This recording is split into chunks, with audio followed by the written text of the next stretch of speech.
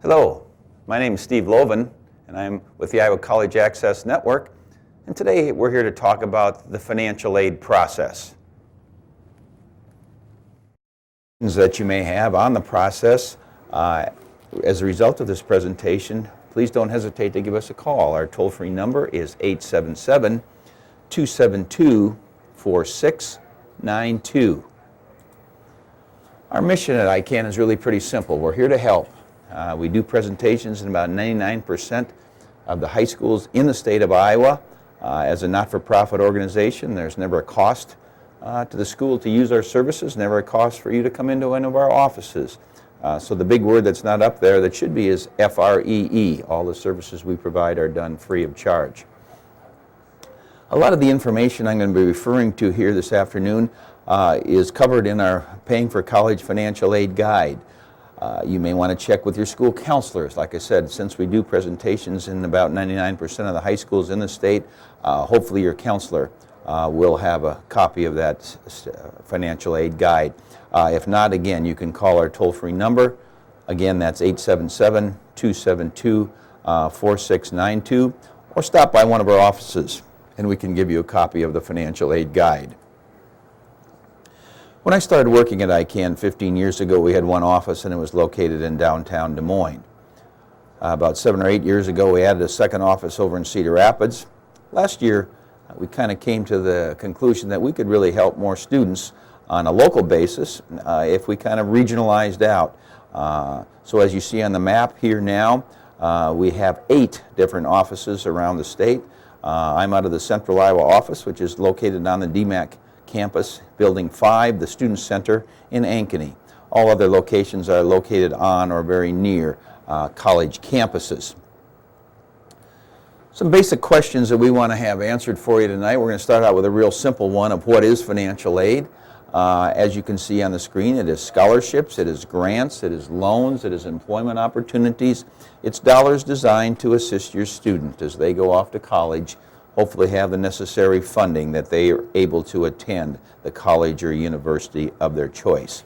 One very important thing that I need to mention right off the bat regarding financial aid, and that is this: financial aid is designed to supplement and not to replace the contribution that you as a family are going to be expected to make.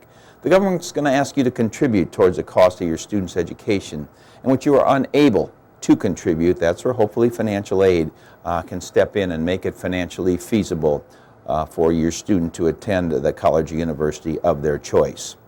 We have 2 categories of aid. We'll start at the bottom on the screen with what we call merit-based aid. Merit-based aid would be awarded to your student because of a special skill or a talent that they have. That skill may take place in the fine arts area, it may take place in the athletic area. Most importantly, of course, it may take place in the classroom, in the academic area. And someone would want to offer your student a scholarship based on that special skill or talent without at all taking into account the financial circumstance of the family. The other category, like the name implies, is need-based aid, which is assistance awarded to your student based on your family's financial circumstances. Let's define financial need. It starts with cost. What's going to cost me to send my son or daughter off to college? Minus then what we call the EFC, or the expected family contribution. What this is, it's an index that colleges use to determine the amounts and types of financial aid that your student may be eligible to receive. What's left over then is your eligibility for this financial aid, or simply as it says, your financial need. Let's break down the components. And when we start with cost, obviously the first thing you think about is the direct cost: tuition, fees, room and board, monies you pay directly to the college or university itself. Very important when you're figuring your budget, you figure indirect costs as well. Books and supplies are the first thing that come to mind. We usually estimate that you're probably going to spend anywhere from $800 to $1,400 a year for books. That's a lot of money. Certainly something you want to build into your budget. Transportation costs, how are they going to get there? Obviously, again, an individual cost. If you're right here in Ames, Iowa, and you say, my student's going to Iowa State, obviously very, very minimal transportation costs. On the other hand, if your student is going out of state, the only student going to be in the area going to that particular school, we may be even looking at public transportation. Obviously, those costs are going to get to be significantly higher. Then those dreaded miscellaneous and personal expenses, that's spending money. I'm sure some of you parents are sitting out there already saying, you know, I can't wait till they go off to college and they're not reaching in my pocket every 5 or 10 minutes. Well, I kind of got bad news there. That really doesn't go away just because they go off to college, but seriously there are certainly costs involved with personal items, shampoo and toothpaste and concert tickets and fine arts tickets and athletic events, etc. Next, let's take a look at your ability to pay, and it's determined by the government through a process that they refer to as need analysis. And as you can see in that top statement, the government is really pretty blunt with that top statement when they say you as parents have the primary responsibility when it comes to paying for your children's education. Students also have a responsibility to contribute to these costs. Families are evaluated in a consistent manner and are evaluated in their present financial condition. The government does recognize that special circumstances can and do affect your ability to pay. When you complete this FAFSA form, which we're going to go over a little bit later here in the presentation, the income information that you use on the FAFSA is based on your 2014's income. Now, some of you might say, well, gosh, I sure wish it wasn't using 2014 income because unfortunately at the end of the year I lost my job.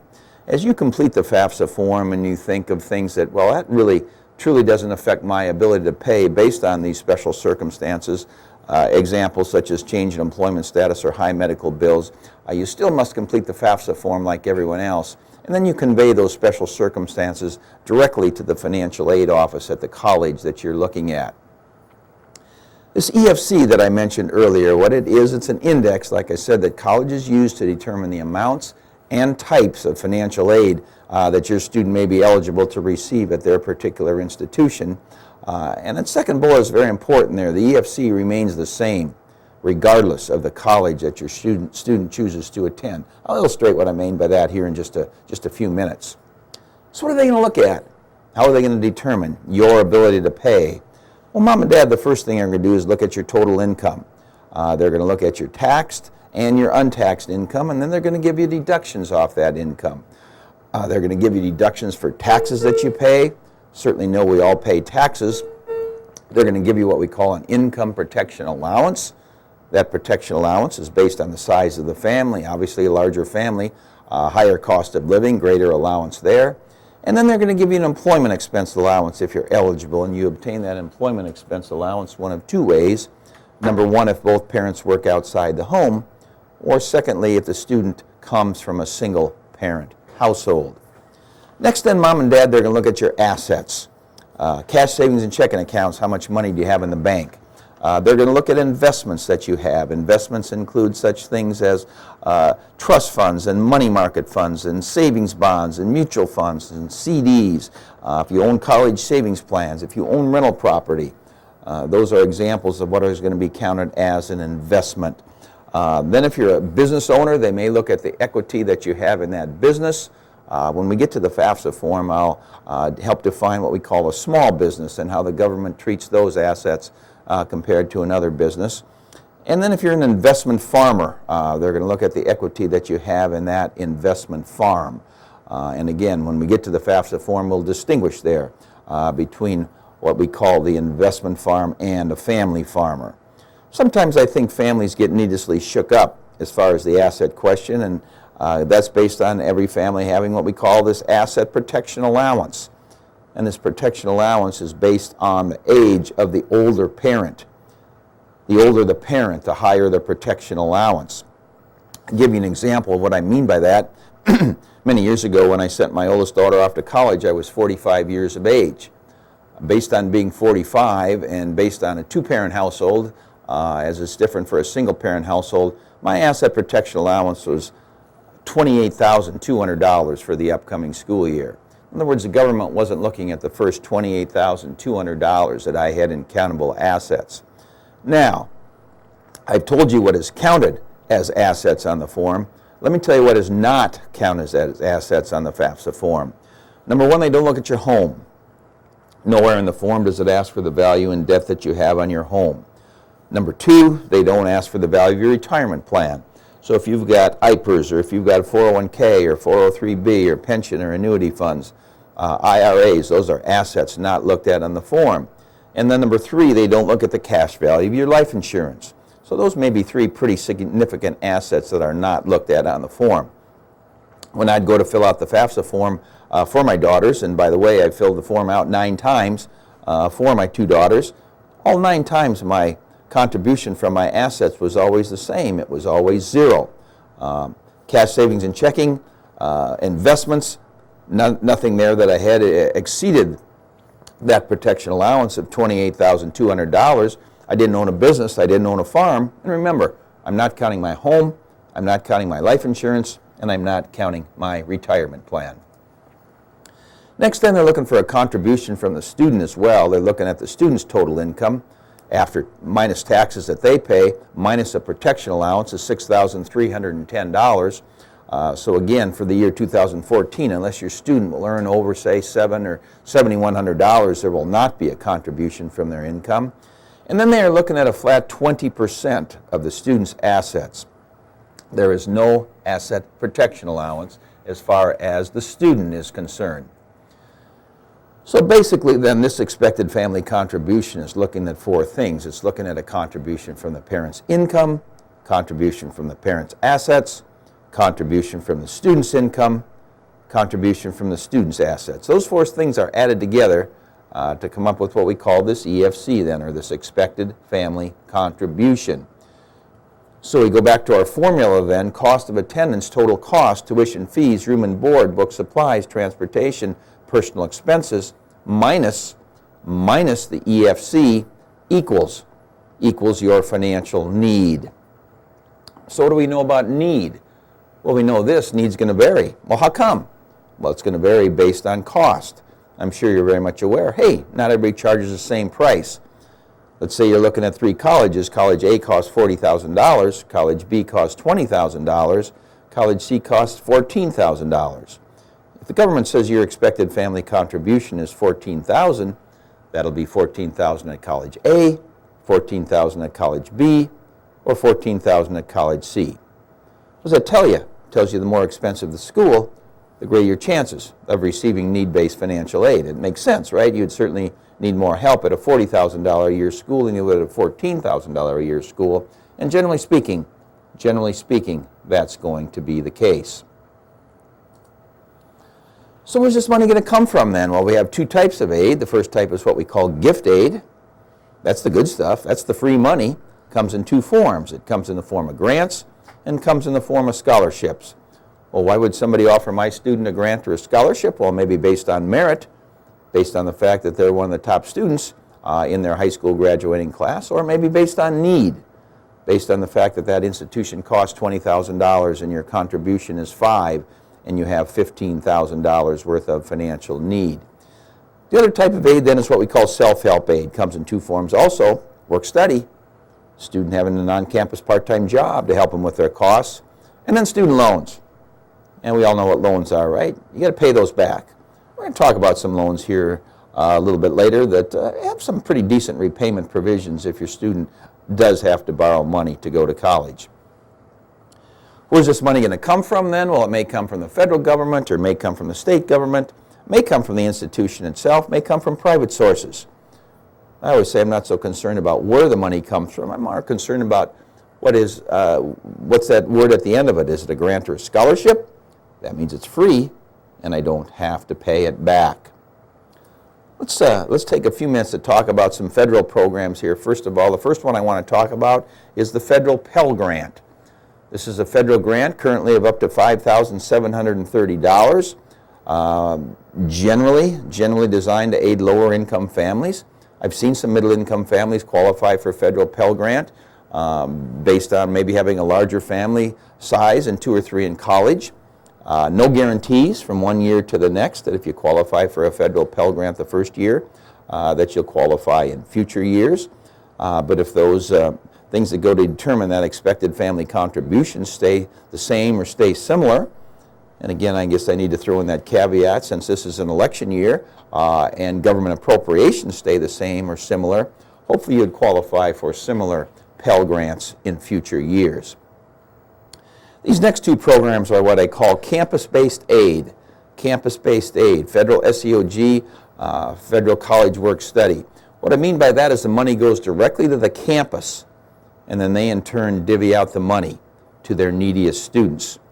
For example, prior to coming to ICANN 15 years ago, I was a director of financial aid at Des Moines Area Community College in Ankeny. When I was the aid director there, about the first of the year, I'd get a letter from the Department of Education that said, "Dear Financial Aid Administrator, congratulations. Your allocation for SEOG and work study funds is X number of dollars." Then the staff and I would set up parameters and guidelines as to how we're going to award that money to our neediest students. All colleges and universities get these allocation letters, and all colleges and universities then set up these guidelines as to how they're going to award the money to their neediest students. The point on these two programs is this: when that money's gone, it's gone. Therefore, all colleges and universities have to establish two very important words. These could be the two most important words of the evening. Are you ready? Here they are. Priority, deadlines. Priority, deadlines. When does my financial aid application need to be received in order for me to meet the priority deadline of the college or university that I'm looking at? Please make sure you're on that college or university's website or talking to their financial aid office to find out what is the financial aid priority deadline of the college or university that I am looking at. Student loans. The most common loan program is what's called the Stafford loan. The entire name of the program is the William D. Ford Direct Stafford Loan. That means these monies come directly from the federal government. So if your student is participating in this program, all the necessary paperwork, a lot of it is done online. It's all handled through the financial aid office at the college or university. Two different types. One is what we call subsidized, the other is what we call unsubsidized. Subsidized means it's based on need. You go back to our formula, cost minus contribution, you must show financial need. Unsubsidized, need is not a factor.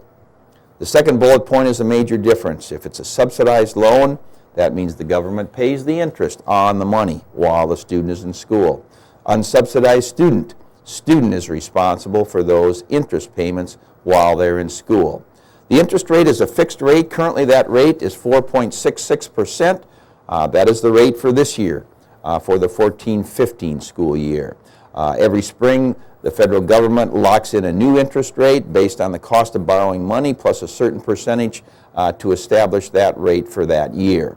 So if your student is going to a four-year college, they may have 4 different interest rates on those student loans, but they're locked in at that rate for the year that they are borrowing the money.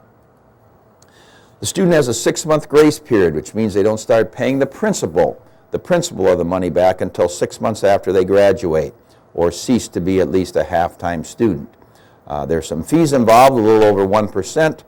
The money goes directly to the school, and there are annual limits, and they are as follows. As a freshman can borrow up to $5,500, of which the maximum that can be subsidized is $3,500.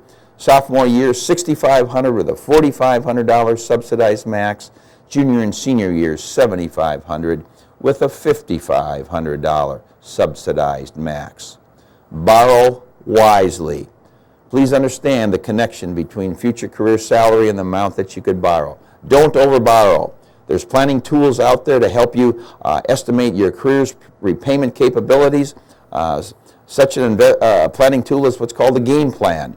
You see the website there, studentloan.org/game plan. We have a problem here in the state of Iowa that our students are borrowing too much money. We are rated number 6 in the country. Our student borrowers have the 6th highest indebtedness in the country. Borrowing money to go to college is not necessarily a bad thing. Borrowing too much money to go to college is a bad thing. And it's a very, very tough family decision sometimes to come up to that determination as to what is too much to borrow. And using a planning tool to help you estimate your repayment capabilities, certainly a wise thing to do. Now, some of you parents might be sitting out there and saying, okay, what if that example you showed up there previously, what if that's our situation? Remember I said College C, it costs $14,000, and the government says your contribution is $14,000. Well, pretty easy to figure out your financial need, zero. But you say, I don't have $14,000. What do I do? Well, we just talked about an unsubsidized loan program. Even though you show no financial need, the cost is there. Your student could borrow an unsubsidized loan for up to $5,500. Hopefully you're doing your research, which we'll talk about here in just a few minutes, on institutional scholarships, on private scholarships. Maybe you can get some help there. Most colleges and universities will have monthly payment plans, so you certainly want to check into a monthly payment plan. So you look at all your options and you come up with, say, 12 out of that $14,000. Well, that's the good news. We're getting very close to what we need. The bad news is you've exhausted about every source that you can think of. As a last resort, you as a parent may be eligible to borrow under what we call under the PLUS or the Parent Loan Program. This is also a direct loan. In other words, these monies would also come directly from the federal government. So if you need to go to this program, again, you would all sign the necessary papers and work all that out through the financial aid office at the college. As you can see, it's interest-bearing, which means it's an unsubsidized loan, a much higher interest rate, over 7% for this current year. Again, it's a fixed rate, similar to Stafford's, that will change every year. Much higher fees, over 4%. You would be required to go through a credit check, but you could be eligible to borrow up to the cost minus other aid received. So in this example, we've given $14,000 in cost, $12,000 accounted for, so you then as a parent would go in and borrow that final $2,000. State of Iowa has some programs as well. The Iowa Tuition Grant Program. This is a grant of up to $4,500 for students who wish to attend one of our independent or private colleges throughout the state of Iowa. As you know, the cost of a private institution is significantly greater than a state institution. Well, if you're a middle-income family, this Iowa tuition grant of $4,500 might help you to try to equalize those costs between a public university and a private college. The Iowa Grant Program is kind of the state's equivalent of the SEOG. The money goes directly to the school, and then they in turn divvy out the money to their needy students in $1,000 increments. So again, when those funds are gone, they're gone. So I'll pop those two words again: priority date, priority deadline. The Iowa Vocational Technical Tuition Grant Program. This is a grant of up to $1,200 for students who wish to attend one of our area community colleges. They're not simply eligible by attending the community college. Three things must happen in order for them to get the vocational technical tuition grant. Number one, as I mentioned, they must be enrolled in a community college. Number two, they must show the financial need necessary to qualify for that program. But number three is the important one too. They must be enrolled in a vocational technical program at the community college. When I worked at DMAC, we had very popular programs in that area: nursing, dental assisting, dental hygiene, culinary arts. All community colleges have similar programs, 2-year degree, and then you go to work. That's the definition of vocational technical. The Kibbe Grant Program was established a few years ago in honor of Senator Kibbe, who was very instrumental in the starting and growth of our community colleges. So appropriation was set aside for Kibbe Grant funds. These are also for vocational technical students at community colleges. The community college presidents have gotten together with Iowa Workforce Development and have come up with job shortage, high need areas. So these students who show the financial need may qualify for the Kibbe Grant. So if your student is interested in a vocational technical program, they certainly would want to check out their eligibility there for that Kibbe Grant for two reasons. Number one, there could be some more dollars for them.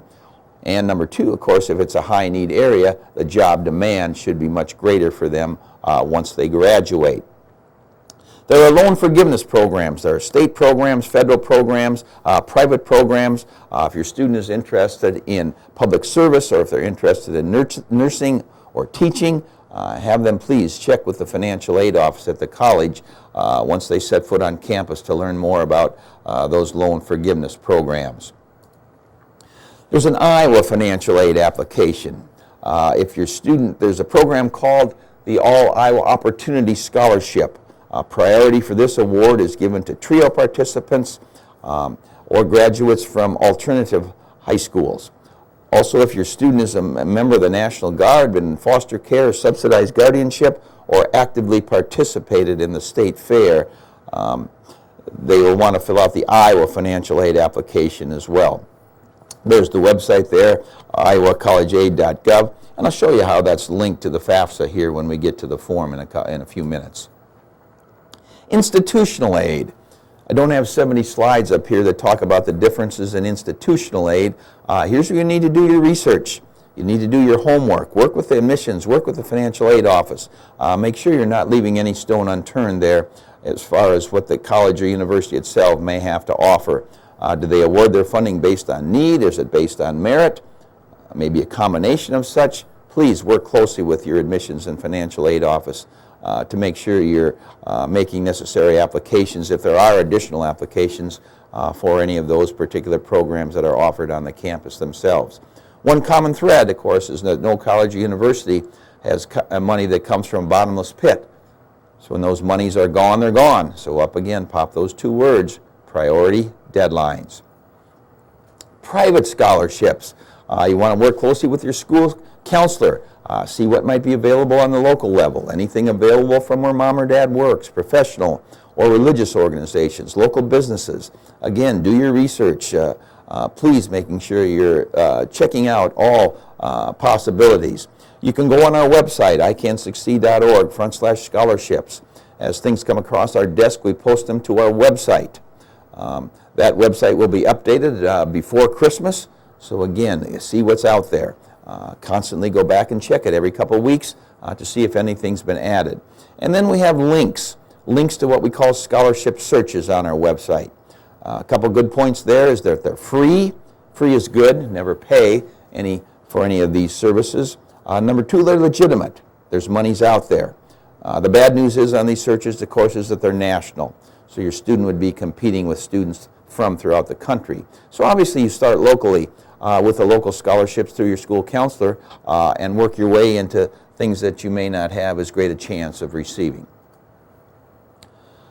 If you are able to register before the 19th of December, Iowa Student Loan, our state designated secondary market, not-for-profit organization, in cooperation with the State Treasurer's Office, is offering 20 $1,500 college savings plans. If you're a parent or legal guardian of an Iowa high school student and an Iowa resident, have or will open a college savings Iowa plan, this is simply a drawing. So again, something you certainly may want to look into. So where do I start? How do I know if I'm going to get enough money to go if it's that more expensive institution that I'm looking? How do I know if I need to do a student loan, a Stafford loan, and whether that money is going to be subsidized or unsubsidized? Well, it starts with the FAFSA, the free application for federal student aid. Basically what the FAFSA is a snapshot of your family's financial situation. It's looking at your income, your assets, students' income, students' assets to determine that expected family contribution. Should I bother with it? Yes. We always say yes. Even if the only thing your student qualifies for is a student loan, they still need to complete the FAFSA form to see whether that loan is subsidized or unsubsidized. And again, the institution itself may require it before they're going to award any of their institutional aid to you. There's two ways you can fill out the FAFSA form.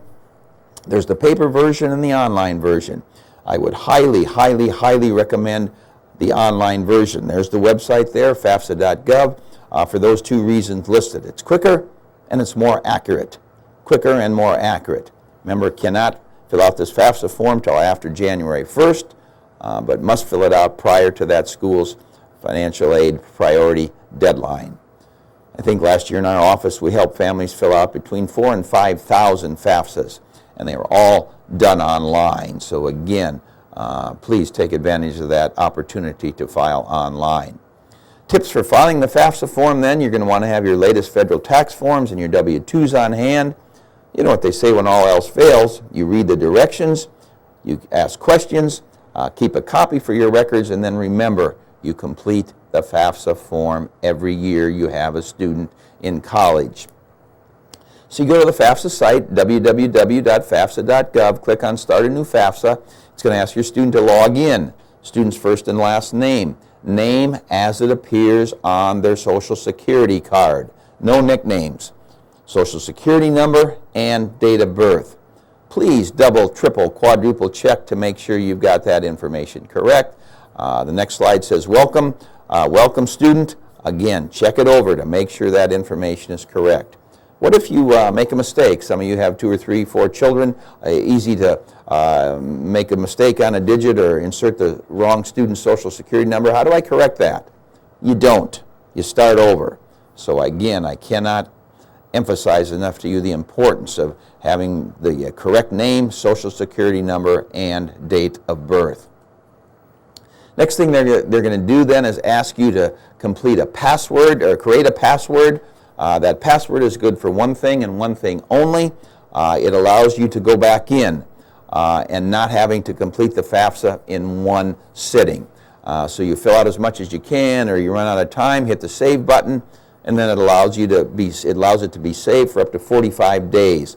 So you can go back in then once you've submitted that password to them. Once you've submitted the FAFSA, when it's completed, then that password goes away. So like I said, it serves the purpose of only allowing you to go back in, not having to complete the FAFSA form all in one sitting.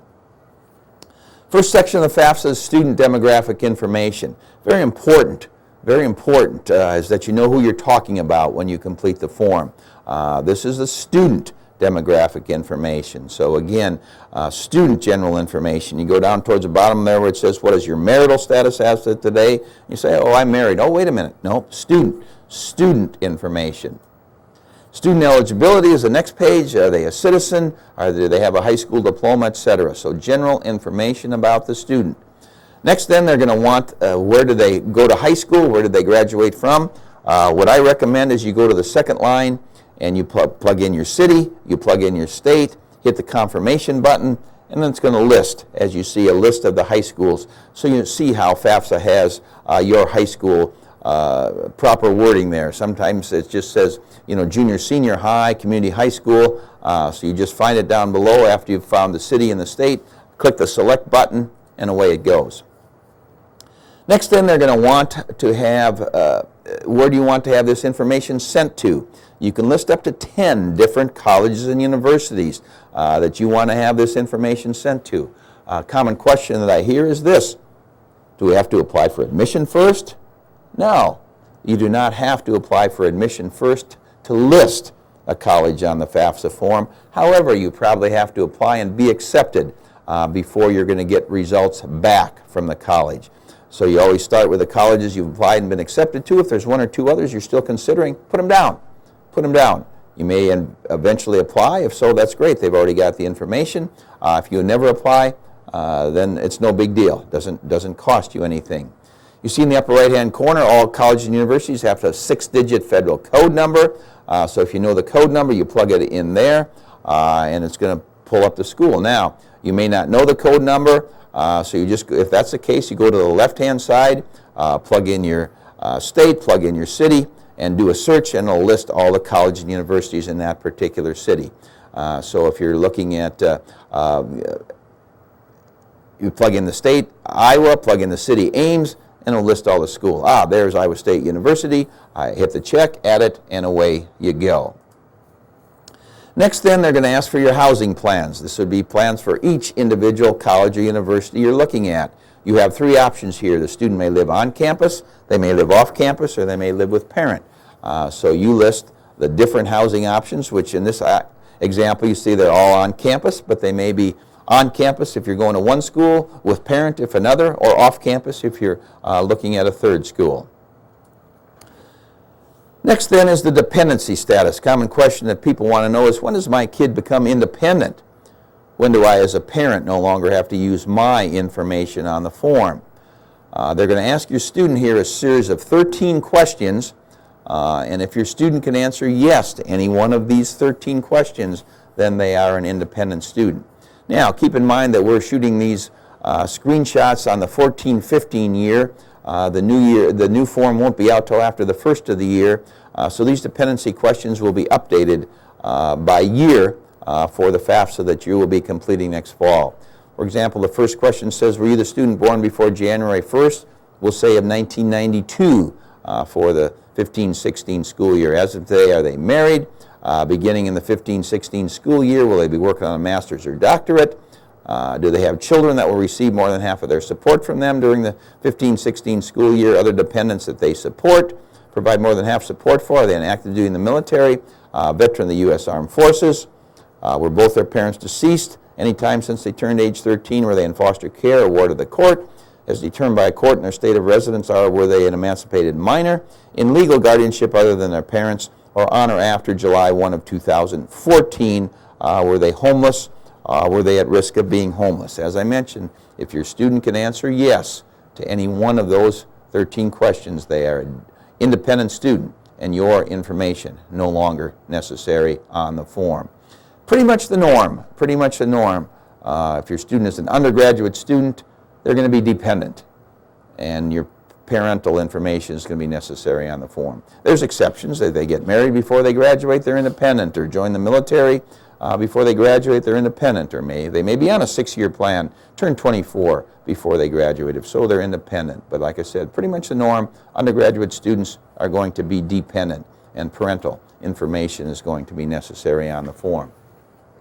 So now we're asking for parental information. As of the day you fill out the FAFSA, what is the parent's marital status? There's a drop-down box there. Parents are maybe married or remarried. Parents may be divorced or separated. Parents may be widowed.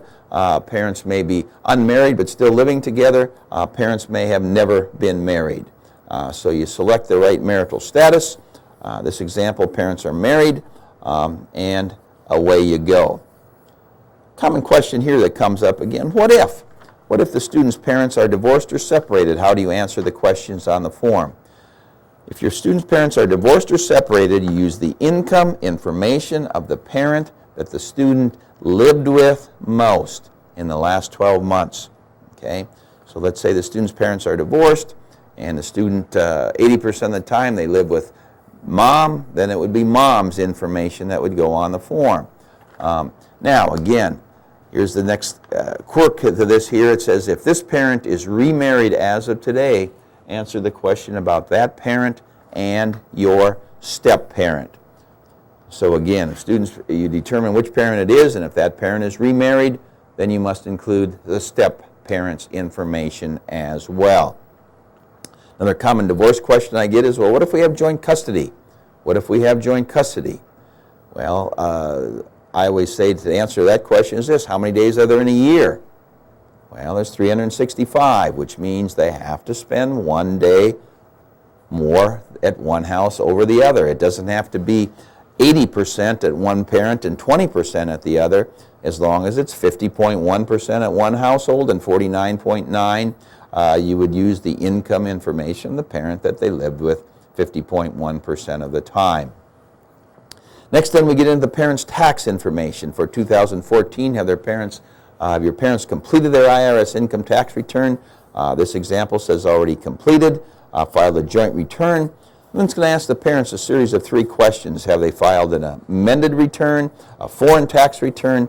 Have they electronically filed within the last 3 weeks? If you answer no to all 3 of those questions, then it's going to pull up that link that you see at the bottom of the page, and you're going to leave the FAFSA website and go right to the IRS website. Once you get on the site, you're going to fill in your housing status. You're going to fill in the parent's street address, city, state, and zip code. You go down to the bottom, and you're going to hit the submit button. Boom. There's your information right from the tax return. And then you go to the bottom, hit transfer my tax information in the FAFSA, check the box, and you transfer now. When this process works, wow, very, very slick. Very, very slick. Here's a problem. The problem is in that last question where it said, I must have filed my taxes within the last 3 weeks in order for this to go through. Here's a common occurrence in our office. Parents will call up and they'll be all in a panic. Now it's the 25th of February and they say, got to get my FAFSA done. My kid's going to Iowa State and they require it in there by the 1st of March. Okay, can I come in and have you help me with it? Sure can. So they come in, we set up an appointment, we sit down with them. I ask for their tax information to help them do the tax section. They pull out their taxes and they say, here they are, hot off the presses. Okay, well, I can't do the data retrieval with the family because they have not been submitted for 3 weeks. I can't wait 3 weeks because that priority deadline is in 3 days. So again, we just have to plug in the information off a completed return, are unable to use the data retrieval because the tax return hasn't been there long enough. We'll talk about that here. When do I have to go back and do that data retrieval if I'm not able to use it the first time? You can see how slick it is with those questions transferred right from the IRS right onto the FAFSA form. Drop down about 2/3 of the way through the page there, and you see what we call untaxed income. That first one is a popular one: payments to tax-deferred pension and savings plans. What that is, if you have any monies taken out of your checks that go into a retirement plan, it's going to show up on your W-2 in boxes 12A or 12B or 12C or 12D, and there are 6 different code numbers that it would appear under. Code D, E, F, G, H, or S. Any monies that go out of those on a pre-tax basis will show up on that W-2 and be plugged in there as an untaxed income. Remember I said now, you don't count the asset from that retirement, only what came out of your checks on a pre-tax basis as an untaxed income. Some of you may have what we call cafeteria plans, where you have monies taken out of your checks. I know this is pre-tax to pay for medical bills, health insurance, and daycare. Even though it's pre-tax, that is not counted as an untaxed income. Some of you may invest in Roth IRAs. If you're familiar with the Roth IRA, that's an after-tax investment, so there are no pre-tax dollars. It's an IRA, so you don't count it as an asset. So nothing from a Roth IRA would appear on the form. Go down towards the bottom there, and if you received any child support for the year 2014, again, must be counted there as an untaxed income. Okay, now we're shifting back to the students, and again, the new form will say for 2014, have you, the student, completed your IRS income tax return? There are 3 options here, same 3 options over in the parent section, even though that example we said already completed. You could say already completed, you can say will file, or not required to file a return. Will file. What do we mean by that? That means you can use estimated information when you're completing the FAFSA form. Well, one might be some examples when I'd want to use estimated information to complete the FAFSA form. When you look at the school's priority deadline, we have a couple schools in Iowa, namely the University of Iowa, University of Northern Iowa, that they want the FAFSA form received ASAP after January 1st. So unless you can get your taxes done by middle to the end of January, if you're going to one of those 2 state universities, and that's always hard to do, you probably don't even have your W-2 information back, you are going to want to use estimated information. Now, some people think, oh, wow, estimated, get it done, away we go. You still need to work real hard to get your taxes completed because that award is really not finalized then until you have actually completed your tax return. So you're going to have to go in and make a correction in those examples. That's one example. The other example would be if you need to do so to meet the institution's priority deadline. A lot of people come up to me after presentations in a panic. Again, they say, oh, what do I do? I have this very complex tax return that there's no way I can possibly get it done by March 1st, which is a priority deadline. Well, if you need to do so, estimate. So again, you want to work closely with the College Financial Aid Office just to see what how they want you to handle the situation regarding estimating versus waiting until your taxes are completed. General information again about the student. Okay, now we go to the bottom of this page and it's the asset questions. We didn't talk about assets on the parent side. On the parent side, it's going to ask a question. It's going to say, as of today, do your countable assets exceed such a figure? And that's based on that asset protection allowance. If you're in a 2-parent household, as that example I gave, and you're age 45 of the age of the older parent, it's going to say, as of today, do your countable assets exceed $28,200? If the answer to that question is no, you check no, and away you go, and skip the asset questions.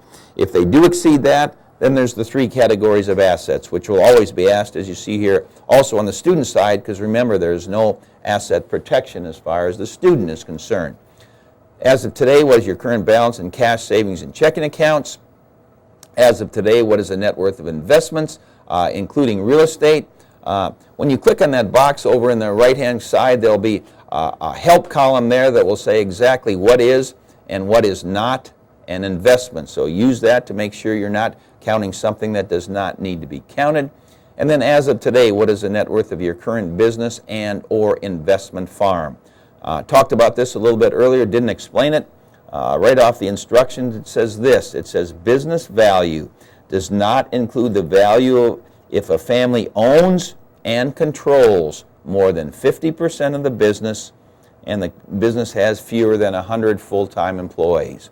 So if you're a small business owner, you own the business, you control more than 50% of the business, your family controls more than 50% of the business, that is defined as a small business, and you would not be counting the assets,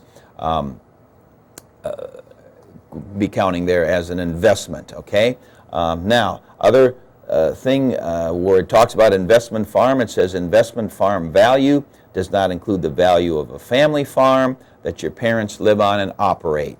So if you're a family farmer, which means you live on the farm, you farm the ground, that's how you make your living, do not count the value of your land, you do not count the value of your livestock, your equipment, your inventories, if you meet that definition of family farmer. So if you're a small business owner or family farmer, please do not count assets that do not need to be counted on the form. One thing I think I forgot to mention as an investment is 529 plans. 529 plans are counted. You'll see that right in the instructions. They are counted as an asset of the owner of the plan. So if the parents are the owner of the plan, then the 529 plan is going to be counted as their asset on the form. The student and the parent must sign and submit the form. One parent must sign the form along with the student. Well, how do I do that? You sign that with a PIN number. This PIN number serves as your electronic signature. You can go to the website, pin.ed.gov, if you don't already have a PIN, and apply for those PINs. Student and one parent each need the PIN number. Parents may already have a PIN number.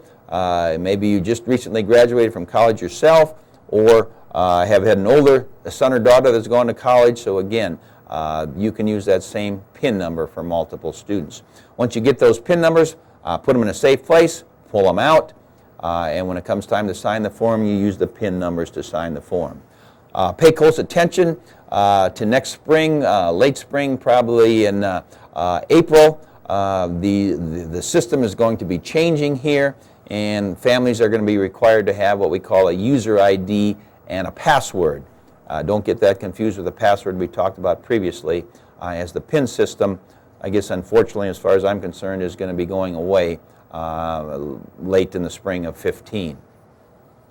You print out a confirmation page that says, congratulations student, your FAFSA has been successfully submitted to federal student aid. You see those two arrows there? The green arrow on the left, it says, does your brother or sister need to complete a FAFSA? If so, transfer your parents' information into a new FAFSA. Again, so if you have multiple students to do, you complete one, you submit it, get that confirmation, click on the button, and your information will be transferred into student number 2 as a parent. Now, they're still going to have to fill out their own FAFSA, of course, because they're going to have a unique Social Security number and income and assets and such. But your parental information can be transferred from student number 1 to number 2 to number 3 if you've got 3 in college. And then the second red arrow on the left is that state application. If you meet any of those criteria, as far as TRIO participants, alternative high school grads have actively participated in the state fair, Army Reserve, Army National Guard, again, you're going to fill out the state financial aid application, the link listed right there on the confirmation page. The results are going to come back to you. You're going to get back what's called a student aid report. What do you do with this student aid report? You review it for accuracy, make sure you didn't make any mistakes, and then here's where you can update the information or make corrections if you've had to use estimates. You will receive the student aid report back via email. If in the first section of the FAFSA you've given an email address, if you don't have an email address, haven't given an email address, then you'll receive the student aid report back via regular mail. Now, what if you say, what if I reviewed for accuracy, didn't make any mistakes, okay? What if I was lucky enough that I could take my information right off a completed tax return? What do I do with the student aid report then? Well, in that situation, there's nothing that would need to be done with the student aid report. The importance of the student aid report in that situation is this. At the same time you're getting your information back, then the college or colleges are getting their information back. Then they go to work. About 30% of all applications are selected for a process called verification. What verification means is this. The government says to the college, you prove to me that this income information is correct. Now, if you are selected for this process, then you're going to have to go back into the FAFSA and use that IRS data retrieval. So as I talked about earlier, if you're unable to use the data retrieval originally and you're not selected for this process, as long as you take the information off a completed return, then you do not have to use the data retrieval. If selected for verification, yes, then you're going to have to go back in. We have a lot of people come back into our office in March and early April, been selected for the process, and we'll help them do that data retrieval. Once the colleges have all the information, then they're going to send you what's called an award letter. This is your financial aid package. As you can see, some colleges may respond back to you electronically. This is what's going to tell you, did I get enough financial aid to attend that particular college? When you're comparing award letters, and you'll get one award letter from every college or university that you've applied and been accepted to, make sure you're comparing apples to apples. Make sure you know the costs, plug in the financial aid, and this is going to obviously help you make your decision as to whether or not you received enough money that you're going to be able to attend that particular college or university. Talked about this a little bit earlier. Real simple, never pay anyone any money to have them help you find money. You may be solicited, and somebody will say for $1,000 we'll help you through this process. You don't need to do that. You don't need to do that. Watch out for something called FAFSA.com. People do a Google search because they can't remember FAFSA.gov, and FAFSA.com is a private pay site. You get to the end and they want your credit card number and $89.95 or something like that. So again, be careful. FAFSA.gov is a site that you want. Why don't you pay for these services? Because there are people out there that'll help you. You start with your school counselor. If he or she doesn't know the answer, she may help you or tell you to contact the admissions or financial aid office. You can contact us toll-free, 877-272-4692. Come and see us at one of our 8 locations. Again, remember, no charge for our services. And then our College Student Aid Commission is our state financial aid agency. And contact them at 877-272-4456. Those 4 entities have 2 things in common. Number 1, they'll help you. And number 2, they will help you at no cost. Okay? So here's your next steps then. You apply for the institutional or private scholarships like we talked about. You get your PIN, pin.ed.gov. You file a FAFSA, FAFSA.gov, after January 1st, but before the school's priority date, priority deadline.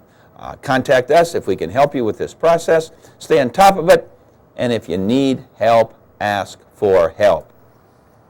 Here's a good opportunity throughout the state. Is an endeavor that we're a part of. It's a national endeavor. It's called College Goals Sunday. This is a franchise name, copyright name, doesn't necessarily appear on a Sunday. Notice all those locations throughout the state. Just go on their website that you see listed there, www.iowacgs.org, and find out the date and time and the location of these throughout the state of Iowa. Hopefully you'll see a site near you. No appointment necessary. You just bring the necessary information, and there'll be a financial aid professional there to assist you. Again, what is the necessary information? Well, you can go to our website, and it will talk about filling out your FAFSA. You see there what to bring to your appointment. Okay, again, a lot of information. We've taken about an hour to go over it. I'm sure you're going to have a lot of questions. You work closely with those individuals like we talked about. Work with your school counselor, work with the college admissions and financial aid office, work with ICANN, Iowa College Access Network, and work with our Iowa College Student Aid Commission. Those 4 entities, as I mentioned, have 2 things in common. Number 1, they'll help you, and number 2, they will help you at no cost. Thank you very much for partaking in this presentation, and good luck with the process. And if anybody out there can help you, we certainly would enjoy the opportunity to help you with this process. Thank you.